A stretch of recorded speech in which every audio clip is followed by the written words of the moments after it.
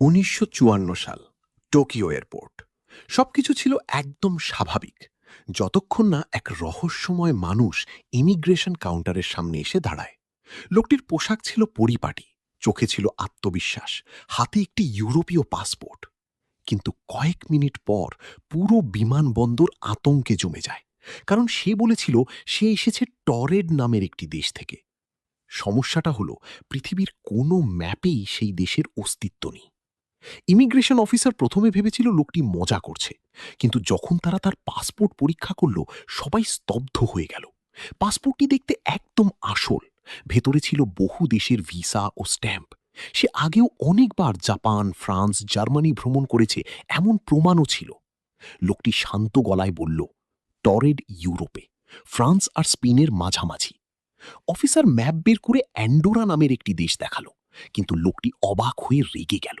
সে বলল, এটা অসম্ভব, এখানে তো টরেড থাকার কথা, আমার দেশ 1000 বছরের পুরনো। ঘরের ভেতর অদ্ভুত নীরবতা নেমে এলো। লোকটির আচরণ দেখে মনে হচ্ছিল সে সত্যিই বিশ্বাস করে তার দেশ বাস্তব। তার কাছে ছিল কোম্পানির কাগজপত্র, ব্যাংকের ডকুমেন্ট, হোটেল বুকিং, এমনকি জাপানি বিজনেস মিটিংয়ের অফিসিয়াল পেপারস পর্যন্ত। সব জায়গায় একই দেশের নাম, টরেড। পুলিশের সন্দেহ আরও বেড়ে গেল। তারা ভাবল হয়তো লোকটি কোনো গুপ্তচর অথবা মানসিকভাবে অসুস্থ। তাই তাকে একটি হোটেল রুমে রাখা হলো। রুমের বাইরে 2জন গার্ড বসানো হয়। কিন্তু আসল রহস্য শুরু হয় সেই রাতেই। পরদিন সকালে দরজা খোলা হয় আর দেখা যায় লোকটি উধাও, একেবারে বাতাসে মিলিয়ে গেছে। জানালা বন্ধ ছিল, রুম ছিল উঁচু তলায়, গার্ডরা সারা রাত বাইরে ছিল। কেউ ভেতরে ঢোকেনি, কেউ বের হয়নি, কিন্তু লোকটি নেই।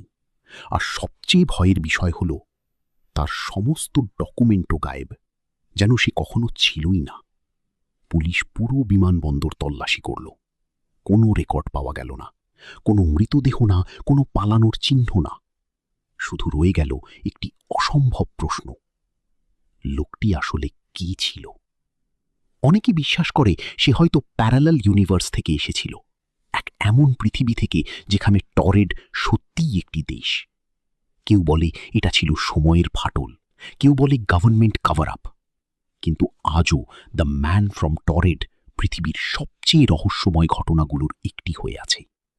আর যদি সত্যি প্যারালাল ইউনিভার্স বলে কিছু থাকে, তাহলে হয়তো এই মুহূর্তে কোথাও আর এক পৃথিবীতে কেউ বসে গল্প করছে এক রহস্যময় লোকের কথা, যে এসেছিল জাপান নামের এমন এক দেশ থেকে যা তাদের ম্যাপে নেই।